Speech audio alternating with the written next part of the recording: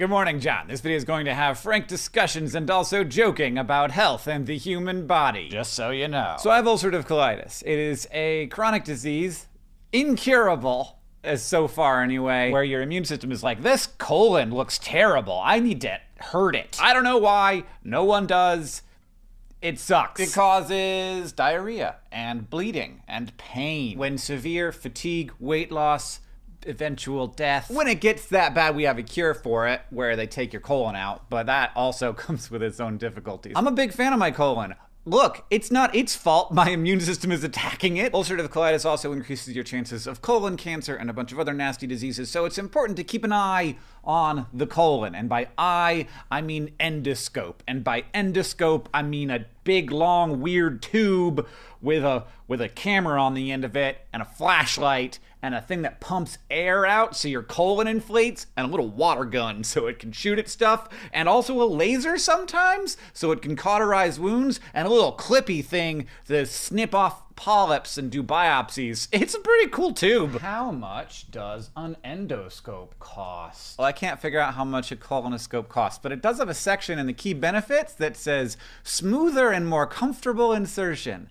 So I hope they've got that one in my hospital. Anyway, I've gotten a bunch of colonoscopies over the years. I think this is maybe my third or fourth. The fact that I can't remember might indicate that for me, it's not that big of a deal anymore. But with luck, everybody gets to have several colonoscopies. So let's talk about it. Even if you're not planning on getting one, just knowing before your doctor brings it up. Not a bad thing. So the thing to understand about the entire process of a colonoscopy is they want your colon to be real clean. And generally, it's not like, I don't think I need to explain that. That's why for like a week beforehand, you shouldn't have any nuts, you shouldn't have corn, you shouldn't have anything with seeds like a sesame seed bun or raspberries. Those things stick around, they can get lodged in places, and the doctor sees them and they're like, what's that? And then they use their water gun, and if it doesn't move, then they're like, something is weird and I'm worried about it. But then it's like, it was a sesame seed the whole time. The doctor is your friend. You want to make life easy for them, don't eat a bunch of nuts. That water gun is adorable and everything, but like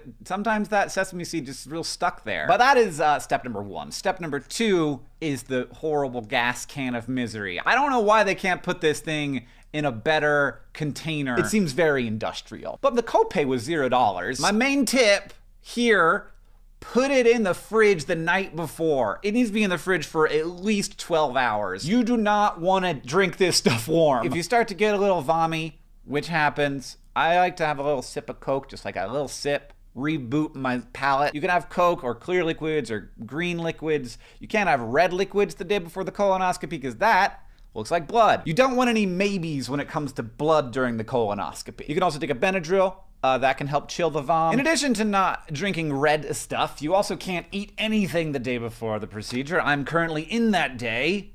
It's the beginning of it. I will be useless by the end, but right now, the stuff that they put in this can, you like fill it with warm water and shake it up and then you put it in the fridge. That stuff is gonna make you feel a little bit like a rocket on a launch pad, except it's not like combusted rocket fuel coming out of you. So if that's what it feels like, you did it right. This is a day in which you're gonna poop a lot. You might wanna get some baby wipes, some A&D ointment.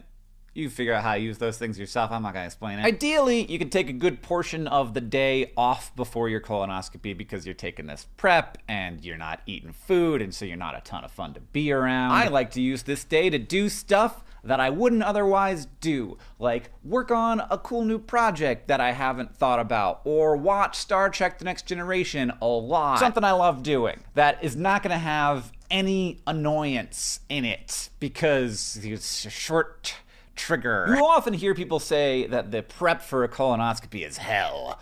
I find it's not fun, but like in comparison to the procedure, it's bad because the procedure these days is very like nothing. You go to bed, they give you propofol. You can also ask to be awake during the colonoscopy if that's your bag, but they won't bring that option up on their own. More than half of colonoscopies result in a biopsy being taken or a polyp being removed. That's not weird. So if you wake up and find out that happened, that's not like panic time. That's normal. The vast majority of polyps are non-cancerous, but if you do have cancerous or precancerous growths, this is why you did it. 100% of colonoscopies end in massive farts. They inflate your whole colon so that they can look around in there. So yeah, let it go. I am one with the wind and sky. After the colonoscopy, you will want someone to drive you home, and so will the doctors, and they will not let you drive yourself home because you will be on drugs. Propofol, which is the drug that is mostly used for anesthetics now, wears off fairly quickly, but you probably should consider that day a wash as well.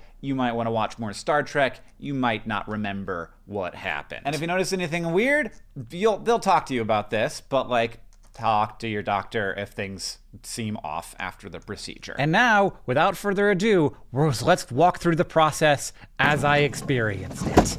It's time to take my first drink of the drink. It's like a gallon of stuff. You would drink it in 2 sittings, 2 hours long each. Oh yeah, just make the gluggy noise, that's great. Now I get to set a timer and see how long it takes for something to go through my whole body. It's about 30 feet. It's not as bad as it used to be, honestly. It takes about an hour for that stuff to go all the way through you, which seems fast, but it is only 0.0056 miles per hour. So it's pretty slow, honestly. Okay, it's been a long time since I've eaten food, but I'm up. It's time to go to the hospital. Kitty, can you wish me a good time? Can you give a kiss? Did a surprising amount of online shopping, which may just be because I'm not making good decisions. I bought a bunch of shirts, Catherine. Oh, good.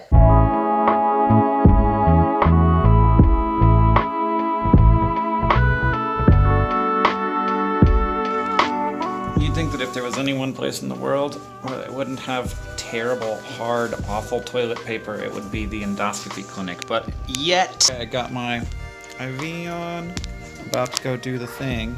I'm a little nervous, as to be expected. People are all very nice. So we're doing this thing. My doctor was Aaron Stone. He could have studied stone.